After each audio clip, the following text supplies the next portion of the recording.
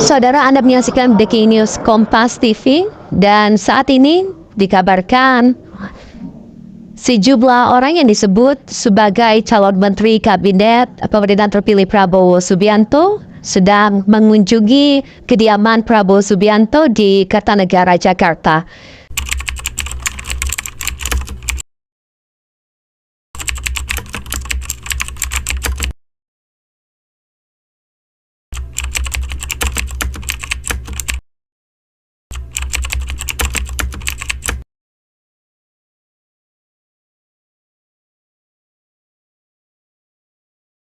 Prabowo Subianto sebentar lagi akan dilantik menjadi Presiden Republik Indonesia periode 2024 sampai 2029. Banyak orang-orang lama dan orang-orang baru yang diundang ke kediaman Pak Prabowo di Hambalang beberapa waktu lalu.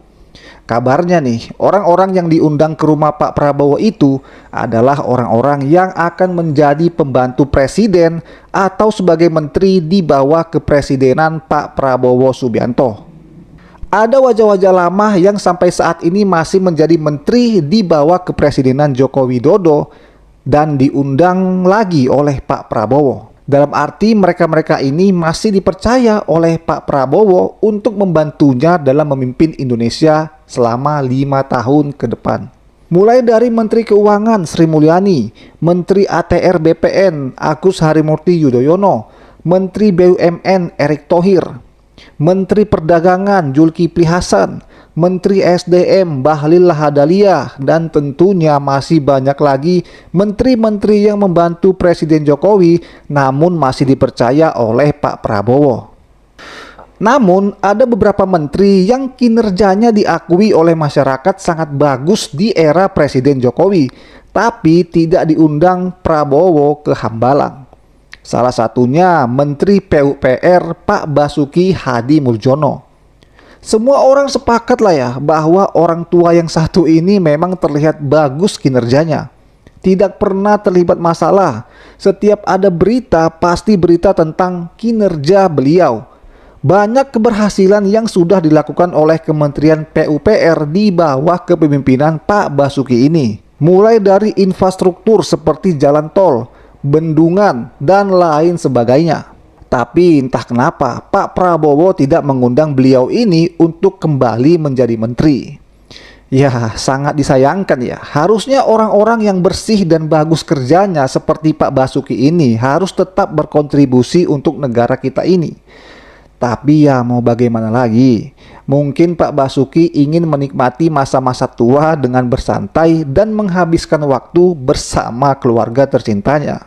Mengingat umur beliau ini sudah menginjak 70 tahun dan di umur-umur segitu memang sudah wajar untuk banyak-banyak beristirahat dan beribadah.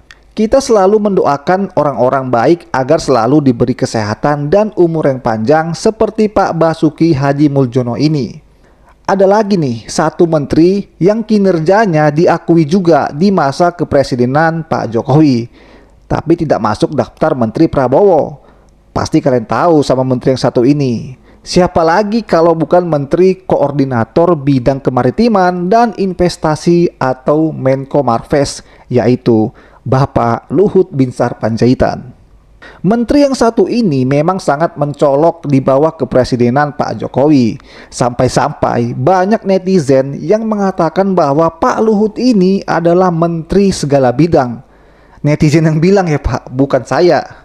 Ya karena memang setiap ada peraturan baru, entah itu tentang BBM, tentang tenaga kerja, tentang kesehatan, pasti disitulah ada Pak Luhut ini.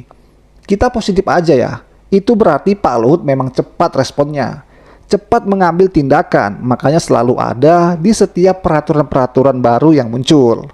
Ya kalau memang niatnya baik untuk kemajuan Indonesia, untuk kesejahteraan masyarakat, pasti akan selalu kita dukung. Namun nggak terasa ya, udah 10 tahun Presiden Jokowi menjabat dan sebentar lagi akan mengakhiri jabatannya sebagai presiden. Kalau dipikir-pikir terkadang agak kesal juga dengan kinerja Pak Jokowi yang menyusahkan masyarakat dengan peraturan-peraturan yang dibuatnya. Tapi ya mau bagaimana lagi, melihat Indonesia yang memiliki banyak wilayah, Sudah pasti pembangunan tidak 100% merata. Saya bukan pendukung fanatik Pak Jokowi ya. Saya hanya sebagai masyarakat kelas menengah ke bawah yang selalu mendukung orang-orang yang saya rasa bagus kerjanya. Dan yang paling penting, tulus bekerja untuk Indonesia. Bukan seperti orang-orang di luar sana yang taunya hanya membenci, menghujat, dan menghina hanya untuk kepentingan kelompoknya saja. Dan pada akhirnya saya ingin mengajak kepada kalian yang nonton video ini, janganlah mau diadu domba. Jangan gampang terprovokasi. Lebih bijak lagi dalam melihat informasi. Tetap pada pendirian sendiri. Jangan fanatik terhadap sesuatu. Karena apa? Karena sifat fanatik akan membuat kita gampang untuk dipengaruhi.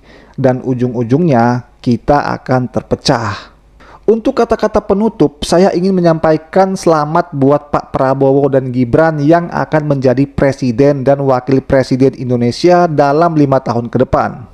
Kita semua tentu berharap semoga di bawah kepresidenan Pak Prabowo, masyarakat kelas menengah ke bawah mendapat perhatian lebih ke depannya. Agar apa? Agar angka pengangguran dan kemiskinan tidak semakin bertambah. Agar Indonesia emas di 2045 insya Allah bisa kita rasakan. Dan terima kasih buat kalian yang sudah melihat video ini. Saya butuh bantuan kalian agar channel sederhana ini bisa berkembang. Tentunya dengan cara subscribe channel ini dan bila perlu share video ini. Terima kasih, sampai jumpa di video-video berikutnya.